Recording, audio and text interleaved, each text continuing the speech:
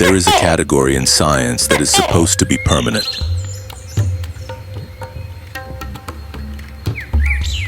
Not endangered. Not critically endangered. Not vulnerable. Threatened. Or declining. It's extinct. The final entry on a species record. The designation that means the search is over. The surveys have been completed. The time has passed. And the conclusion is unavoidable. Gone. Not coming back. A chapter of natural history that has ended and cannot be reopened. And yet, throughout the history of science, animals have appeared in places where they were not supposed to exist. Species formally declared extinct. Sometimes for decades, sometimes for centuries, sometimes for tens of millions of years. Animals living ordinary lives in complete indifference to the scientific consensus that they no longer existed. Animals that had been hiding, not from us specifically, but simply in the parts of the world we had not yet looked at carefully. Scientists have a name for this phenomenon. They call it the Lazarus effect. After the account of something returning from the dead, it is a name that acknowledges what these discoveries actually are.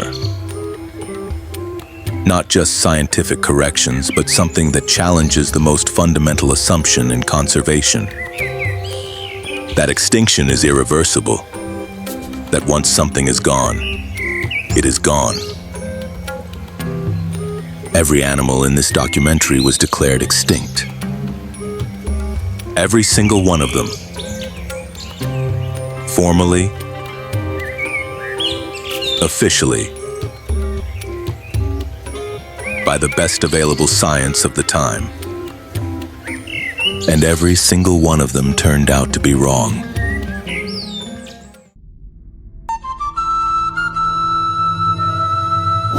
So make sure to like the video and subscribe to the channel if you haven't already.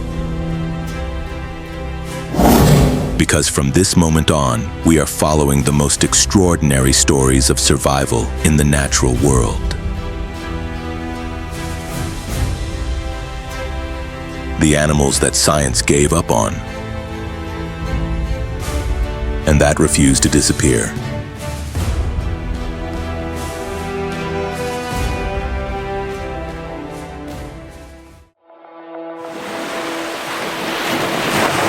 In the cold, deep water off the coast of South Africa, in the rocky reefs and underwater canyons where the continental shelf drops steeply into the dark and the temperature of the water falls with the depth.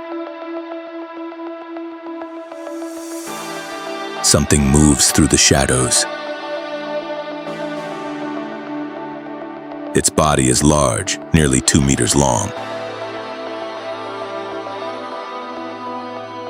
Its scales are thick and overlapping, deep metallic blue.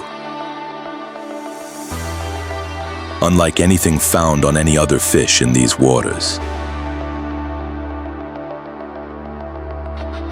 Its fins are unusual. Not flat and flexible like the fins of the fish above it. Fleshy, lobed, more like the primitive limbs of a creature that was learning to walk than like the fins of anything that belongs in the modern ocean. It moves with a slow, deliberate stroke, using those lobed fins to push through the water in a pattern that looks wrong until you understand what you are actually looking at. What you are looking at is 65 million years of assumed absence. 65 million years of textbooks describing this lineage as extinct. 65 million years during which this animal continued to live in the deep water, entirely unaware that science had written its final chapter. This is the coelacanth, one of the most significant zoological discoveries in the history of science, and an animal whose rediscovery in 1938 changed everything that scientists thought they knew about the boundary between the living and the gone. The coelacanth belongs to a lineage of lobe-finned fishes with a fossil record stretching back over 400 million years. The last known fossil was 65 million years old, the same age as the extinction event that wiped out the non-avian dinosaurs. Science had assumed, reasonably, that the coelacanth had been lost in the same catastrophe. It had not. A fully grown coelacanth can reach nearly 2 meters in length and weigh up to 95 kilograms. Its fleshy, lobed fins move in a pattern similar to the limb movement of a walking animal, representing an evolutionary stage previously known only from fossils. The lineage that eventually gave rise to the first vertebrates that walked on land. The coelacanth is, in the most literal biological sense, a relative of every four-limbed animal that has ever lived on Earth. They have been here since before the dinosaurs. Human observers are a novelty measured in decades. The coelacanth's experience of time is measured in something considerably larger. It was not gone. It was simply in the part of the ocean we had not looked in carefully enough. And it had been there all along.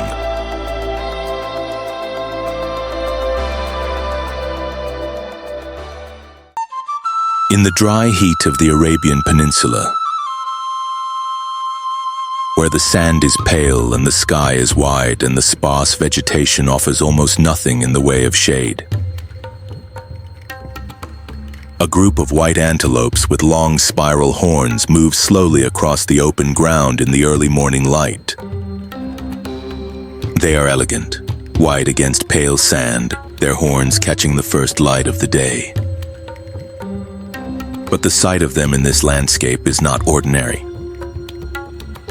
It is the result of a recovery so improbable, so hard-fought, and so carefully sustained that it rewrote the definition of what extinction actually means. Because 40 years ago, not one of them existed anywhere outside a zoo. This is the Arabian oryx, the first animal in recorded history to be declared extinct in the wild and successfully brought back through a captive breeding and reintroduction program. The last wild Arabian oryx was shot in Oman in 1972. In the months that followed, the species existed only in captivity. Approximately 300 animals scattered across facilities in the United States and the Middle East descended from a small founding population. Their genetic future held in those zoo enclosures and nothing else. A fully grown Arabian oryx stands about a meter tall at the shoulder and weighs between 65 and 100 kilograms. Its white coat reflects the intense solar radiation of the Arabian desert, regulating its body temperature in an environment where shade is nearly non-existent. Its broad hooves distribute its weight across sand and hardpan. Its ability to detect rainfall from significant distances and navigate toward areas of new vegetation, moving toward rain that has not yet fallen in its current location, but that it can somehow sense or predict from subtle environmental cues. makes it extraordinarily well adapted to the unpredictable resources of the driest landscape on Earth. It does not need standing water in the way that most large mammals do. It extracts moisture from the vegetation it eats and from the dew that condenses on plants in the early morning. It is, in its biology, one of the most perfectly calibrated desert animals that exists. The reintroduction program began in Oman in 1982. Captive-born animals were transported, acclimatized, and released into protected areas. The process suffered serious setbacks. Poaching in the 1990s reduced one reintroduced population to fewer than 5 animals and required a complete restart. But the commitment to the species did not waver. New protected areas were established, anti-poaching measures were strengthened. The population grew again, slowly, across multiple sites across the Arabian Peninsula.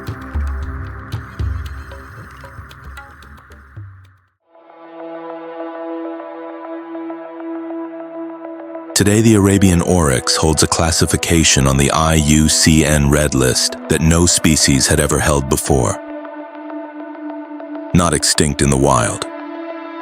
Not extinct. Vulnerable, a category that represents a genuine, functioning wild population existing across multiple sites on the Arabian Peninsula. The first time in the history of the Red List that a species moved from extinct in the wild to a less threatened category. The Arabian oryx did not just come back. It changed what we understand coming back to mean.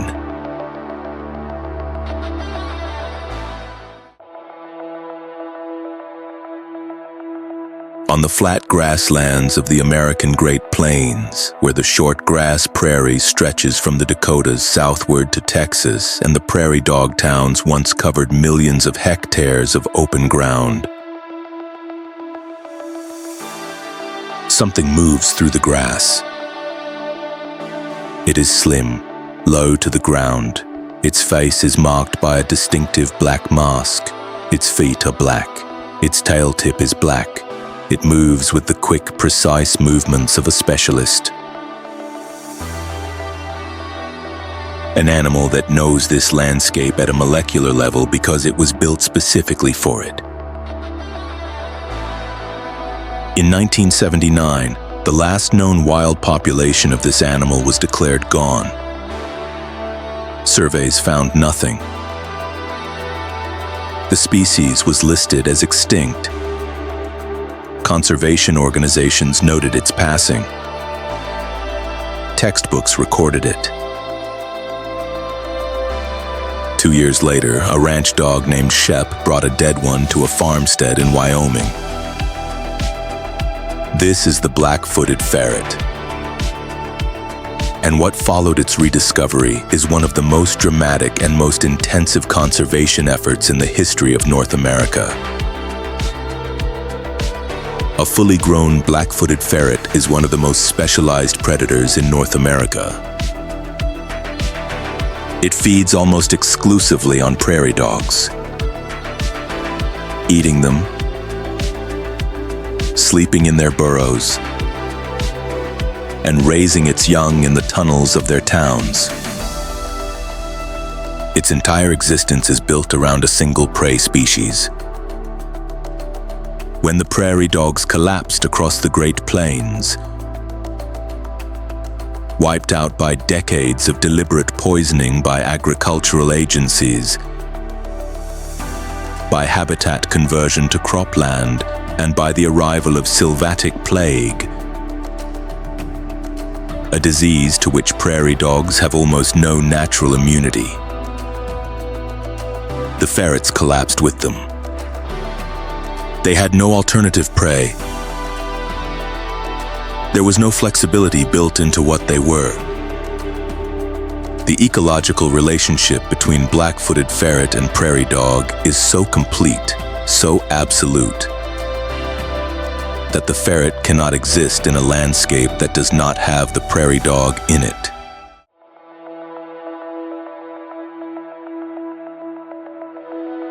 They are not just prey. They are the ferret's home, its shelter, and the entire structure of its survival.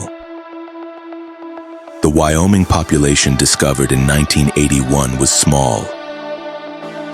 Then sylvatic plague swept through it and reduced it to 18 animals. Those 18 animals were captured. Every individual of the species that existed on Earth was brought into captivity. Every black-footed ferret alive today descends from those 18 animals. The recovery program that followed has required continuous, intensive intervention that has never stopped. Captive breeding producing animals that must be carefully conditioned for wild release. Disease management involving the annual treatment of thousands of prairie dog burrow entrances with insecticide to kill plague-carrying fleas. A treatment that must be maintained every single year without interruption, or the prairie dogs die and the ferrets follow. Prairie dog habitat restoration across multiple sites in the American West. Carefully managed reintroduction of captive-born animals into landscapes that must be prepared for them before they arrive. From 18 individuals to hundreds. From extinct to recovering. The black-footed ferret, not a story that ended. It is a story that is still being written. One careful year at a time.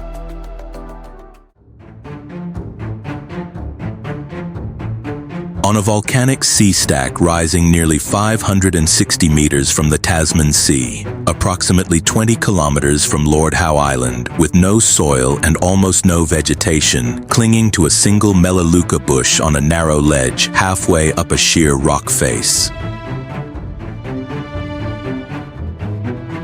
Something lives. Nobody expected to find it there. Nobody had looked there before.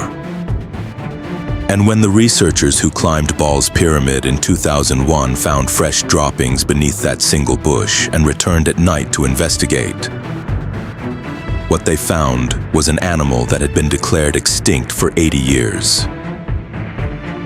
It is large for an insect, up to 15 centimeters long, heavily built, completely flightless.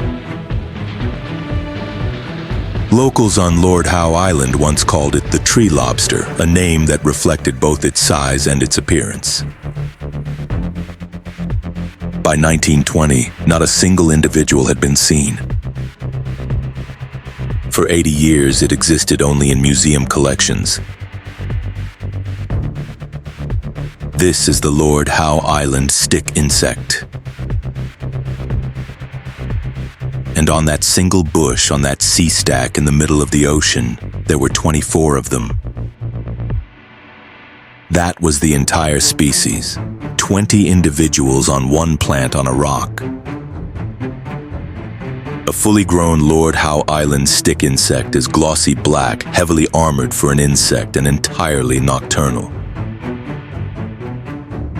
Spending the day hidden in rock crevices and emerging at night to feed on the leaves of the melaleuca bush it had somehow found or never left on Ball's Pyramid. How a flightless insect came to be on an inaccessible sea stack 20 kilometers from its home island. Whether it was carried there by birds, by ocean currents, or had been there before the two locations were connected in geological history, remains unclear. The important thing is that it was there, and that it was alive.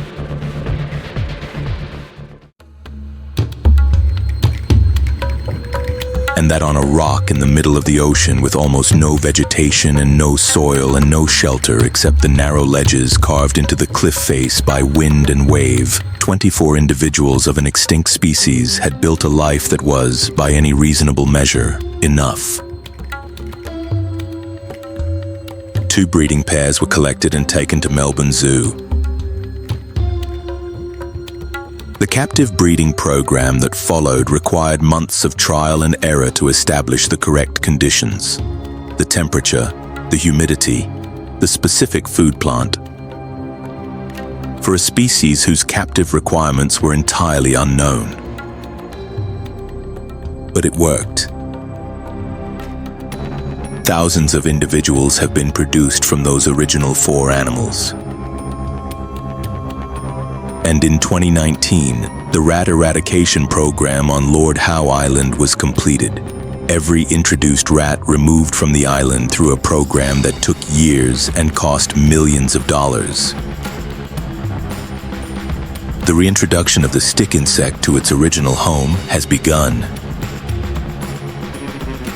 24 individuals on a single bush in the middle of the ocean. That was everything that remained. And it was enough.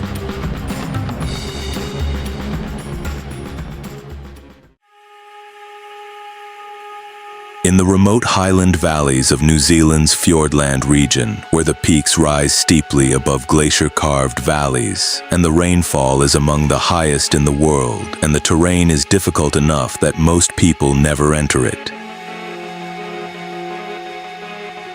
A large flightless bird moves through the tussock grass. It is vivid. Bright blue and green plumage, a massive red bill, a red frontal shield. Large and solid, with the unhurried, slightly rotund stride of an animal that evolved in the absence of mammalian predators and has never fully recalibrated its threat assessment to account for their arrival. It looks like something from a different geological era, which is, in a sense, exactly what it is. Science declared it extinct in 1898. And then, in 1948, exactly 50 years later, a physician named Geoffrey Orbell organized a specific expedition to search the Murchison mountain valleys of Fiordland, valleys that he believed, based on old accounts and his own analysis of the terrain, might have been overlooked. He was right. He found 4 individuals. The takahe was alive. This is the takahe. And its story is one of the most personal rediscoveries in the history of conservation. A single determined individual who refused to accept the consensus, organized an expedition to look in a specific place for a specific reason, and turned out to be right. A fully grown takahe can weigh up to 3.5 kilograms. Its flightless body and its dependence on the tussock grass of high-altitude New Zealand grassland make it exquisitely vulnerable to the introduced predators, stoats, rats, possums that have devastated New Zealand's native bird fauna. The population revealed by surveys following the 1948 rediscovery was small, but it was alive. And the conservation effort that followed has been sustained for over 70 years without interruption. Captive breeding at Burwood Bush, Takahe Center on the South Island, produces chicks that are transferred to predator-free island sanctuaries and to the Murchison Mountains population as it requires reinforcement. The takahe population now exceeds 400 individuals, a number that would have seemed impossible in 1948 when the first 4 were found. It remains classified as endangered. The population is still small, still dependent on human management, and still vulnerable. But it is here. It was gone for 50 years. The valley kept it. And the man who looked found it.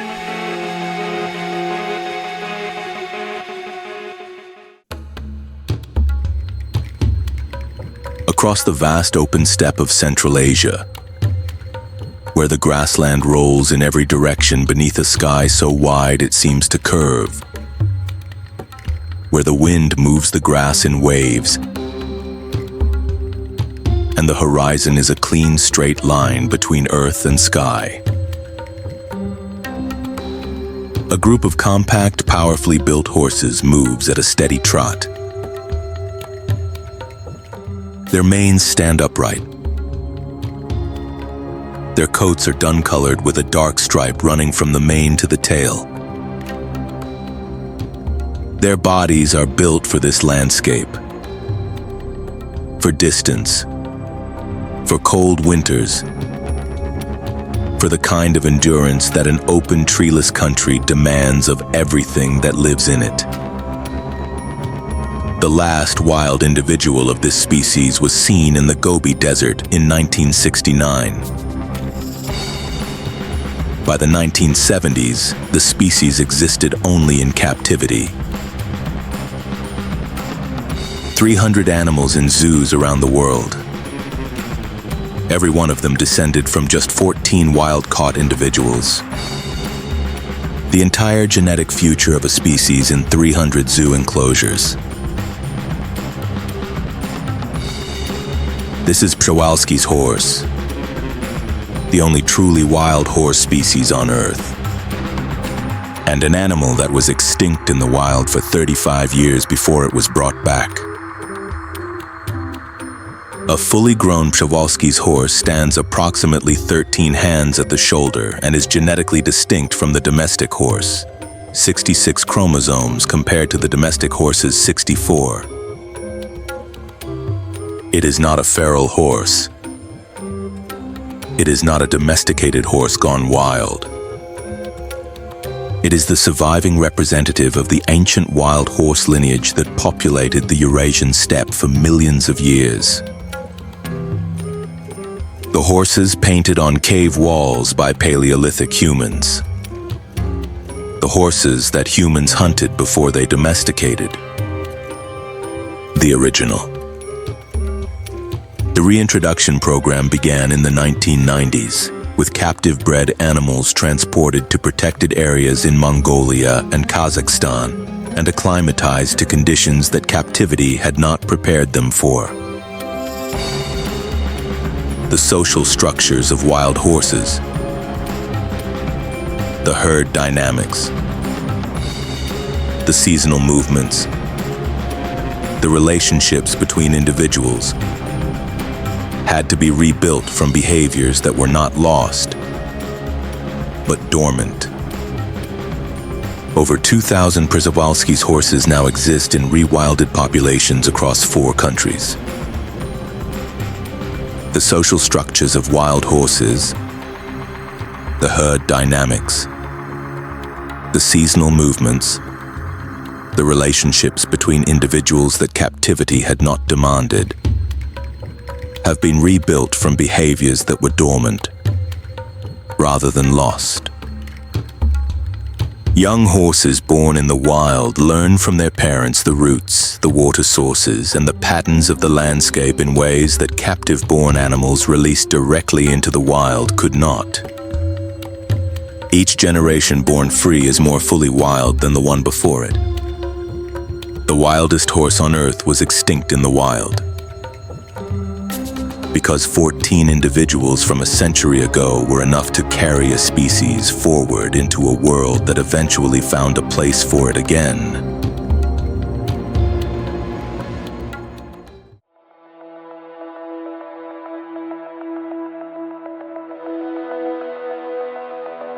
High above the coastal ranges of California,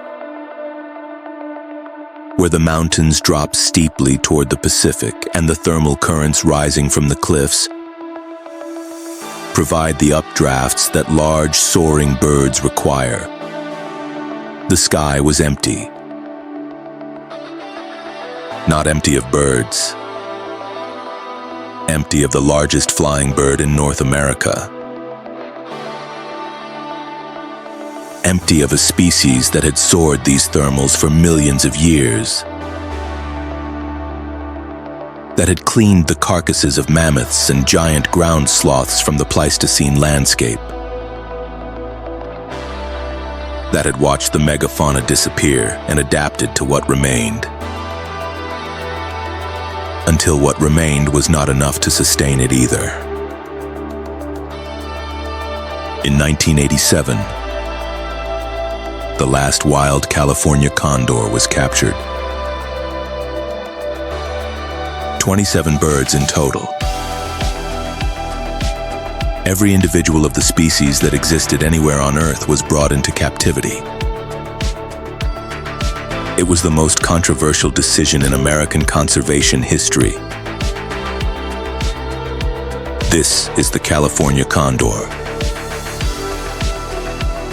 And the decision to bring those 27 birds inside turned out to be the decision that saved them. A fully grown California condor has a wingspan of nearly 3 meters, the largest of any North American bird. Its bald pink head is an adaptation for feeding inside large carcasses without fouling feathers. It can soar for hours on thermals without a single wing beat, covering vast distances across the mountain ranges and coastal cliffs it patrols. It lives for up to 60 years. It does not begin breeding until it is 6 to 8 years old.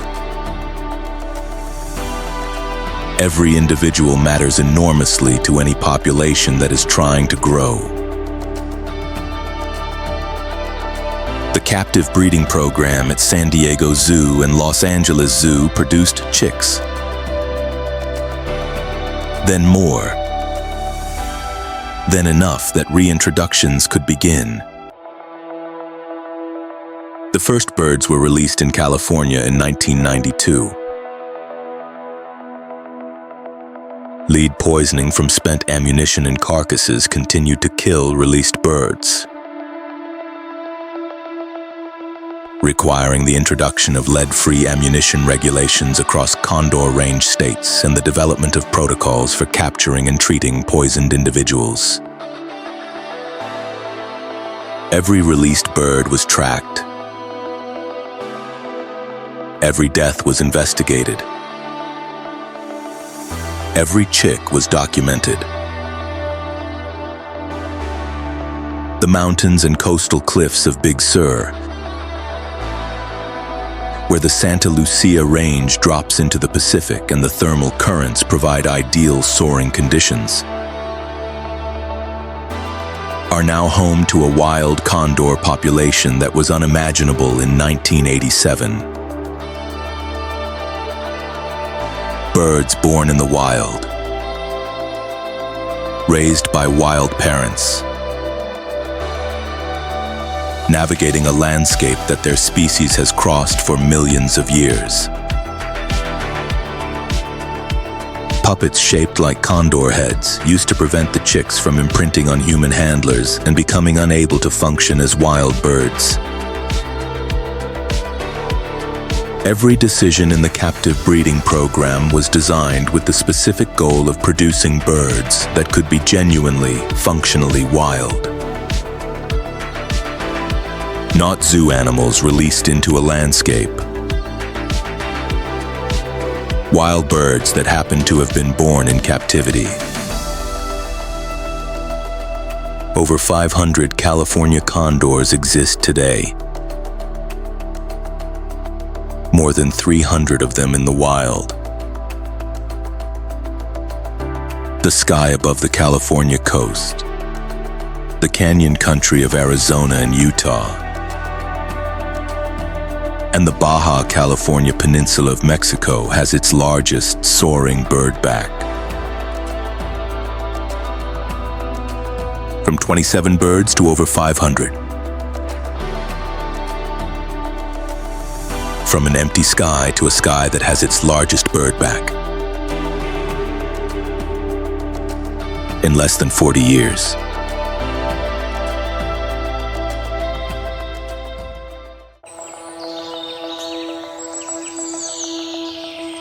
in the high mountain forests of the Indonesian island of Sulawesi. In dense montane vegetation covering steep and difficult terrain that most researchers never reach. Something moves slowly through the branches. It is tiny, barely 10 centimeters of body. Its eyes are enormous, each one nearly as large as its brain, adapted for hunting in near total darkness. Its fingers are tipped with adhesive pads.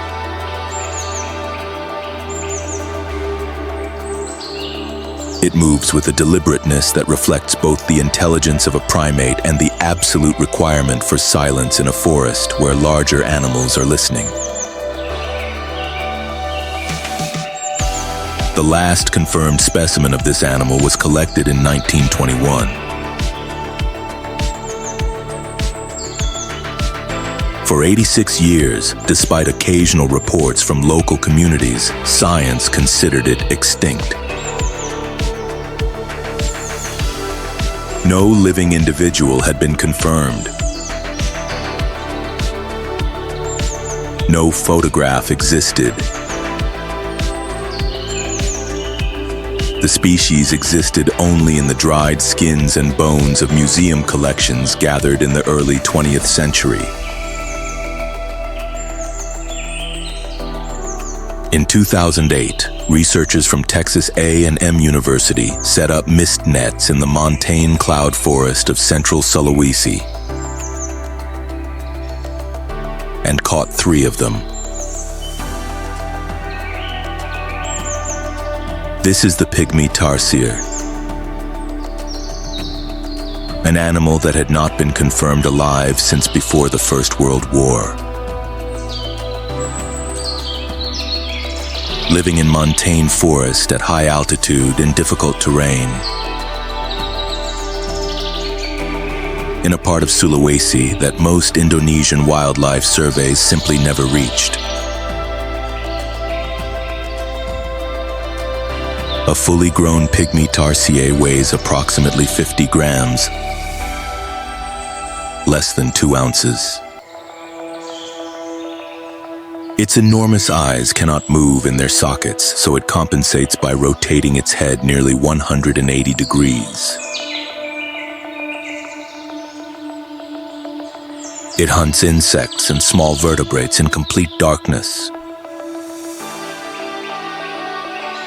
moving between branches with a precision that belies its size. It is strictly nocturnal. It is cryptic, and it lives in montane forest at altitudes that most survey teams do not target.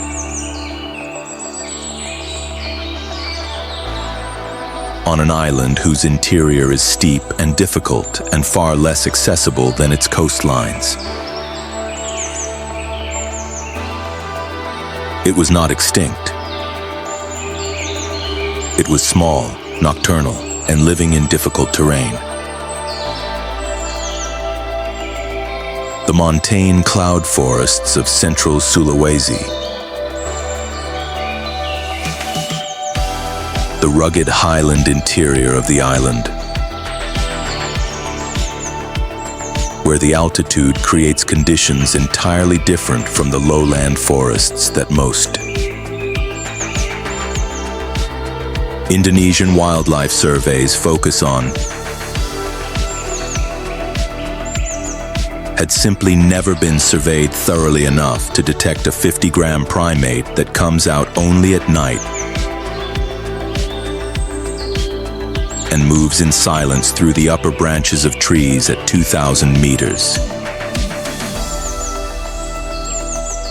The difference between those descriptions and extinction in this case was 86 years of scientific consensus built on the absence of evidence rather than the evidence of absence.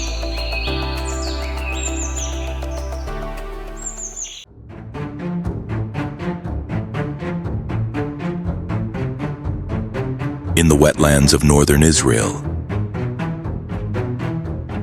in the marshy margins of the Hula Valley where the Jordan River runs through a landscape transformed almost beyond recognition by 20th century drainage and agriculture.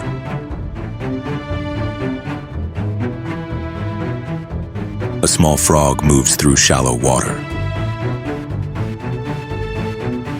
It is not large. Its body is speckled in vivid combinations of black, green, and yellow.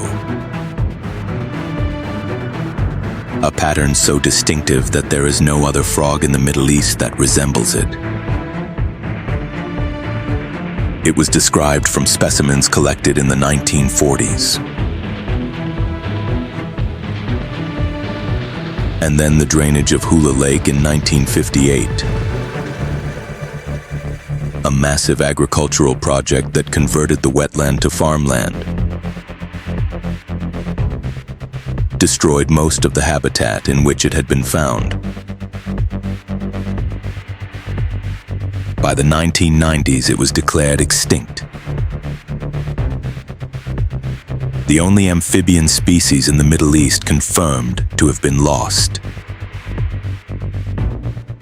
In 2011, a survey of a small nature reserve established in a restored section of the Hula wetlands found one. And then others. This is the Hula painted frog, declared extinct for 50 years. Found alive in a wetland the size of a city park surrounded by agricultural fields. The rediscovery alone would have been remarkable. But subsequent genetic analysis revealed something more extraordinary still. The Hula painted frog belongs not to the genus it was originally classified in, but to a genus called Latonia. A genus known previously only from fossils, the youngest of which was 5 million years old. The Hula painted frog is not just a species that came back from presumed extinction. It is the sole living representative of an entire ancient lineage. A genus 5 million years old. Alive in a restored wetland in northern Israel, found by a survey team that almost did not look there. The Hula Valley, a flat agricultural plain in the upper Jordan Rift Valley in northern Israel, surrounded by the Golan Heights to the east and the Galilee Hills to the west. A landscape that has been farmed and settled and fought over for millennia, holds in its small restored wetland fragment something that 5 million years of geological change did not extinguish. The drainage project that destroyed the original lake in 1958 was considered an agricultural triumph at the time. Not enough for the ecosystem that was lost, but enough for this one small speckled frog, carrying in its genetics a lineage older than the Alps, to persist until someone came to look for it. It survived the drainage of its lake. It survived 50 years of being declared gone. And it turned out to be older and more extraordinary than anyone looking for it had any reason to expect.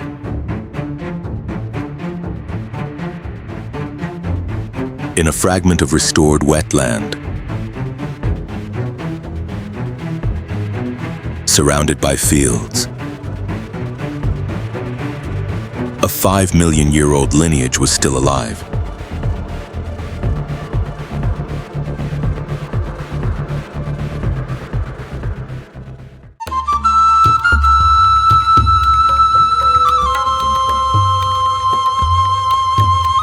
Throughout this journey, we have traveled from the deep reefs of the Indian Ocean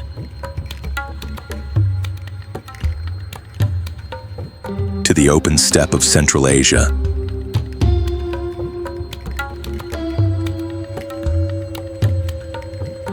from the prairie dog towns of the American Great Plains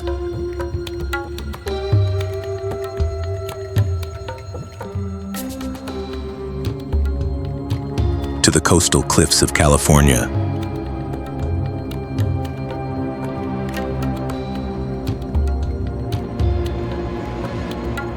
From a volcanic sea stack in the Tasman Sea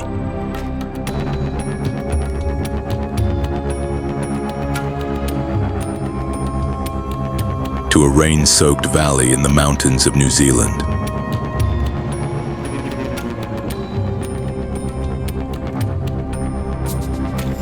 And in every one of these places, we have found the same thing.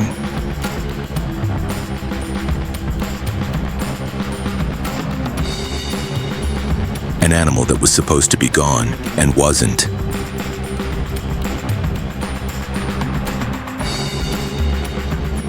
The coelacanth, living in the deep water for 65 million years after science wrote its final chapter, found in a fishing trawler's catch by a museum curator who had the curiosity to ask what it was.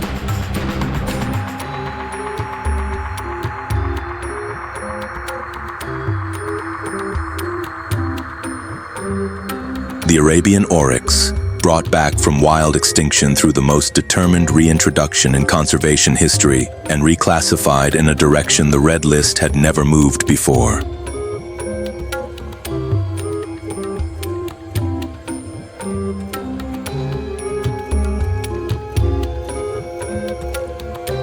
The black-footed ferret, rebuilt from 18 individuals through an intensive recovery program that has never been allowed to stop and that will need to continue indefinitely.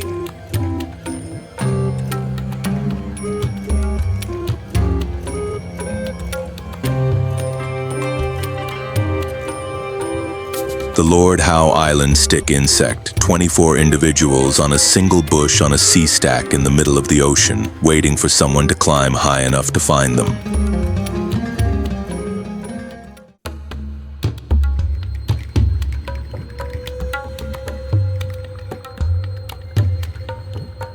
The takahe, kept alive in a rain-soaked fjordland valley for 50 years while science published its obituary, found by a physician who refused to accept the consensus and looked anyway.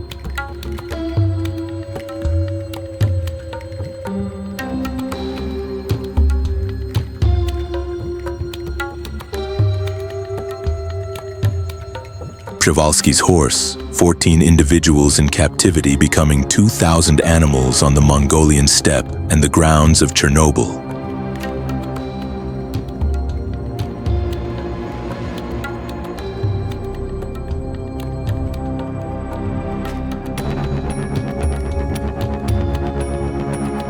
The California condor, 27 birds brought inside and over 300 now soaring on the thermals above the California coast.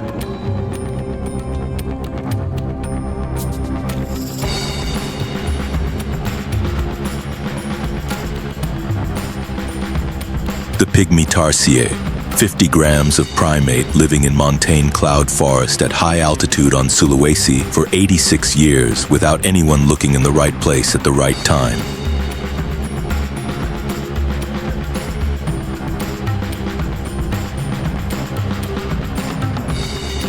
And the hula painted frog, 5 million years old, alive in a wetland fragment surrounded by agricultural fields, the sole surviving representative of a genus that science knew only from ancient stone.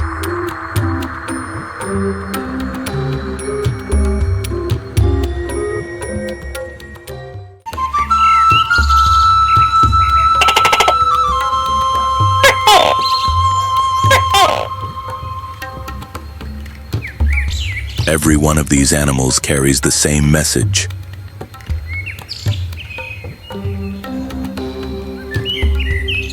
Not that extinction does not happen.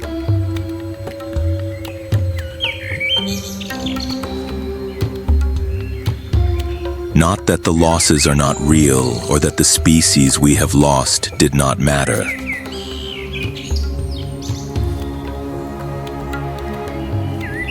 But that the natural world is larger.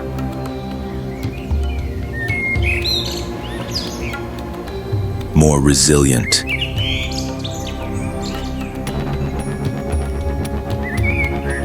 And more stubbornly alive than our ability to measure it.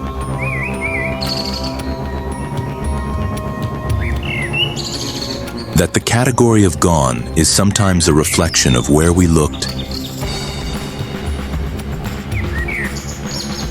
and how carefully we looked there,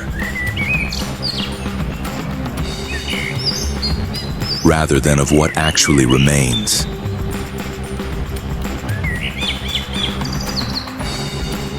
That an animal can exist in the deep ocean for 65 million years without our knowing.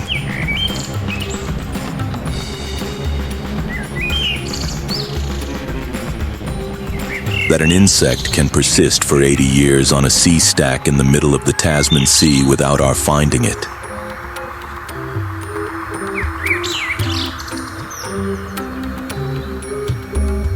That a frog can survive the destruction of its lake and 50 years of declared extinction in a small patch of restored wetland that almost was not restored at all.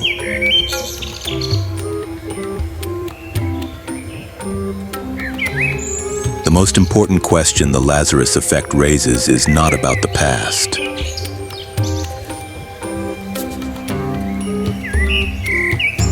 It is about the present.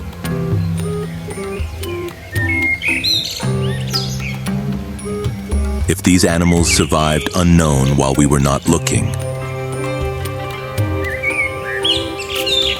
what else is out there right now?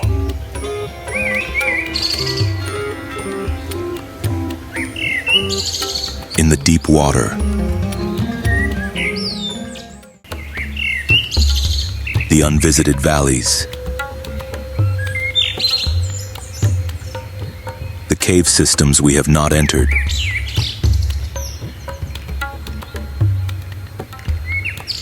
the mountain forests where no survey team has yet deployed their cameras.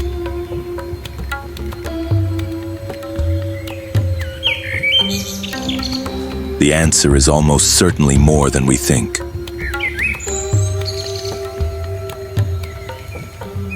More than we have counted.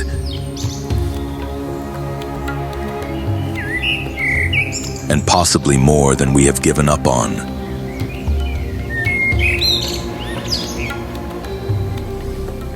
If this journey through the animals that refuse to disappear moved you, make sure to like the video and subscribe to the channel if you haven't already.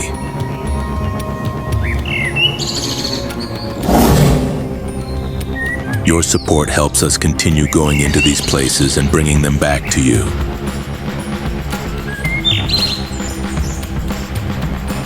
And if you want to keep exploring, the next documentary is already on the channel.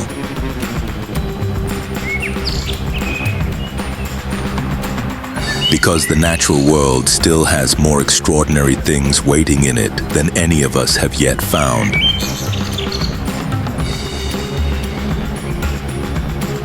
The courage to go and look for.